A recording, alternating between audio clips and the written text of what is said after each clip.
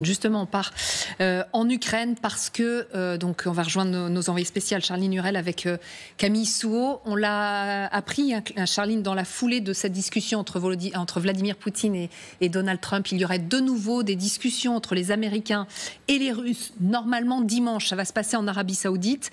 On imagine que ça ne plaît pas trop aux Ukrainiens parce qu'encore une fois, ils seront mis de côté.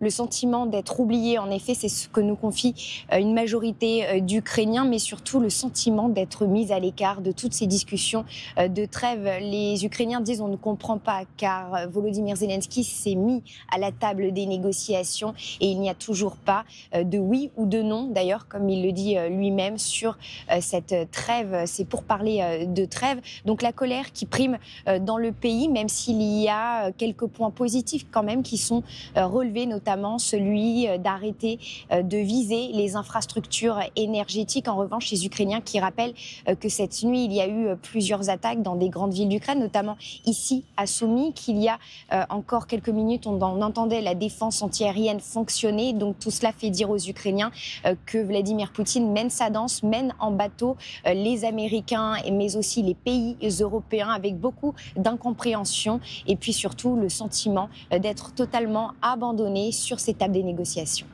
Complètement abandonné, effectivement. Merci beaucoup, Charline. Il y a une réaction qui le prouve peut-être, même s'il faut toujours prendre ces déclarations avec pincette. Dmitri Medvedev, l'ancien président russe, qui a l'habitude d'être toujours un peu excessif. Regardez ce qu'il dit. L'appel téléphonique entre les présidents Poutine et Trump a confirmé une idée connue. Seule la Russie et l'Amérique étaient au menu des entrées légères, choux de Bruxelles, fish and chips britanniques et coq de Paris. Le plat principal est une côtelette à la Kiev. Bon appétit. Quel mépris, mais c'est aussi révélateur. Les Européens n'ont absolument pas existé dans cet échange. Les Ukrainiens, à peine. Ils peuvent peser, malgré tout, vous pensez ou... Les Ukrainiens ? Oui. Les Ukrainiens, il y aura une cessation des combats. Eux aussi arrêtent de se battre. A priori, tant que l'armée ukrainienne continue, que vous avez...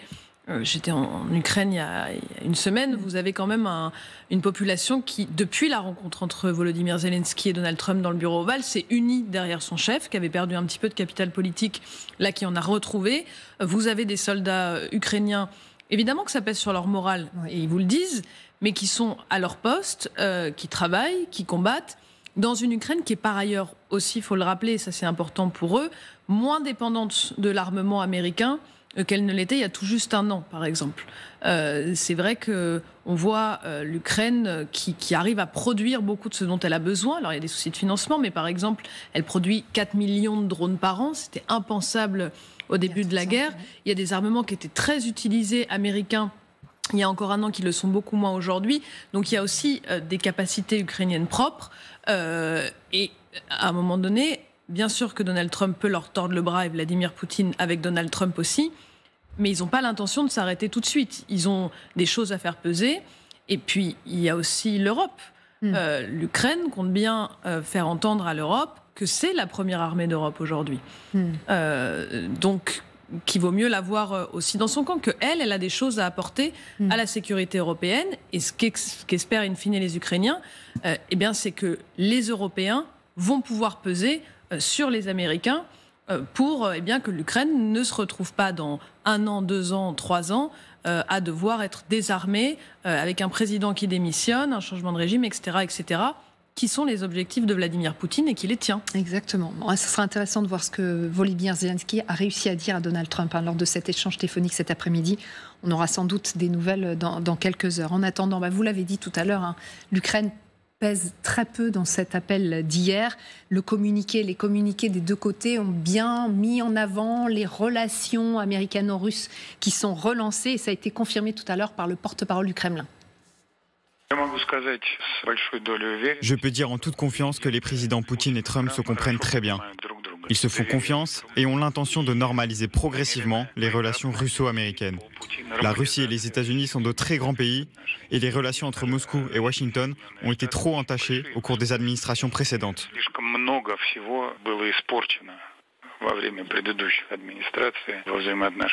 Il faudra bien entendu du temps et des efforts, soutenus par la volonté des présidents des deux pays, pour rétablir ces relations.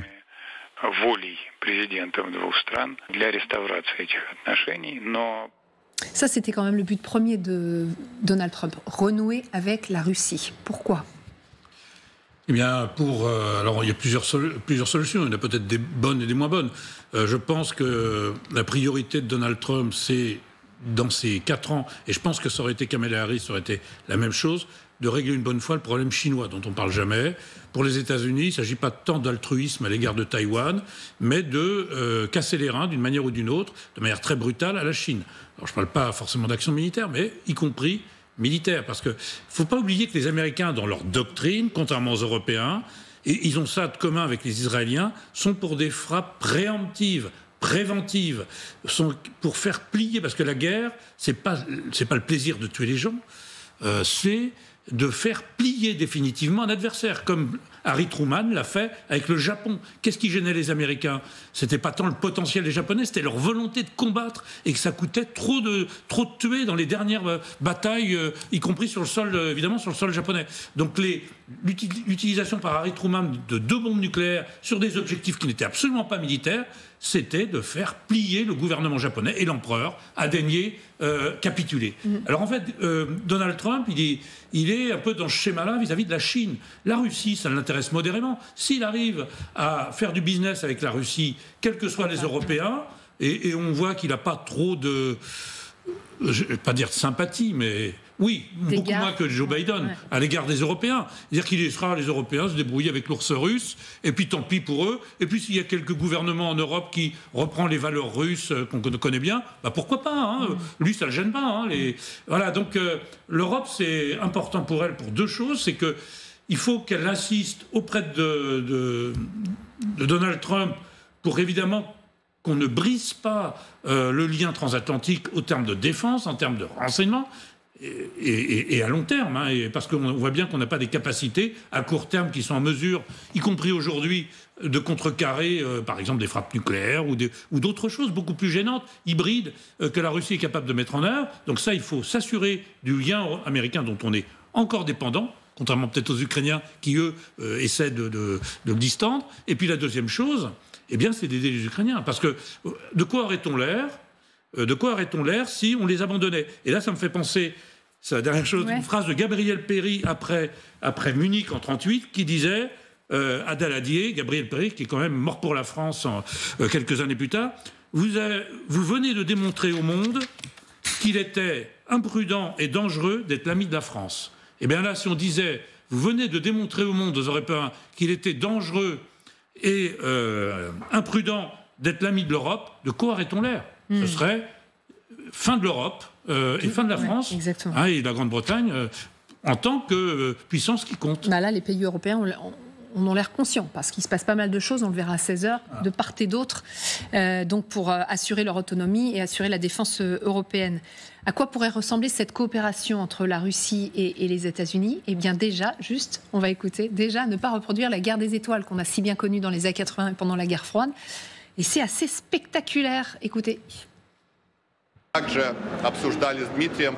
Nous avons également parlé avec Dmitry Bakhanov, le nouveau chef de Roscosmos, de l'idée de travailler avec les Américains dans l'espace. Nous avons des idées de collaboration avec Elon Musk, dont le projet d'aller sur Mars, mais aussi de la présence de compétences très puissantes à la fois dans Roscosmos et Rosatom, qui pourraient aider, entre autres, dans le vol vers Mars et le rendre plus sûr, plus efficace.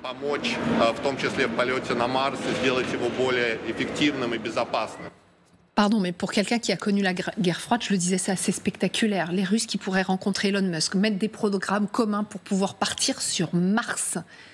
On en est là, ou alors c'est juste une tactique de Donald Trump pour dire aux Russes qui ont besoin de revenir sur le devant de la scène internationale, tout ça, vous l'aurez si vous acceptez la paix. Encore une fois, je pense que la paix en Ukraine, ce n'est pas la première des priorités dans la discussion entre les Russes et les Américains. Hier, on a parlé de l'Ukraine, on a parlé du Moyen-Orient, mais il y a un autre théâtre qui est le pôle Nord. Vous savez que la Russie, c'est 17 millions de kilomètres carrés, c'est 11 fuseaux horaires. Donc c'est quasiment la moitié du pôle Nord à elle toute seule. Et de l'autre côté, vous avez Trump qui a donc l'Alaska, qui veut prendre le Canada et qui veut prendre le Groenland.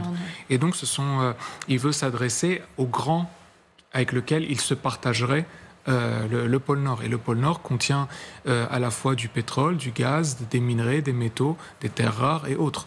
Et donc, il est extrêmement stratégique de discuter du pôle Nord et notamment des divisions maritimes, des divisions de zones entre les Américains et les Russes.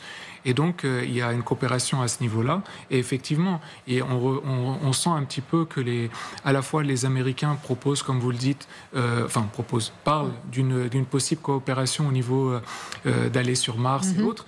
Et aussi, il y a le porte-parole du Kremlin qui a déclaré il y a quelques heures qu'il y a plein d'entreprises américaines très intéressées à venir sur le sol russe. Oui.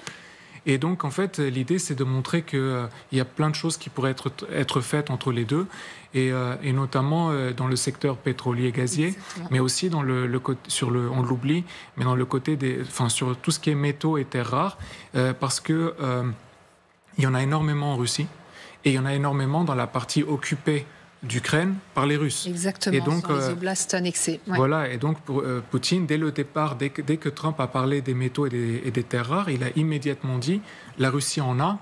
Et elle est prête à en discuter avec Donald Trump. D'un mot, Gwendoline, est-ce qu'on assiste au retour du monde d'avant-sanctions ? C'est-à-dire les entreprises étrangères qui vont venir en Russie, éventuellement ces collaborations russo-américaines, etc.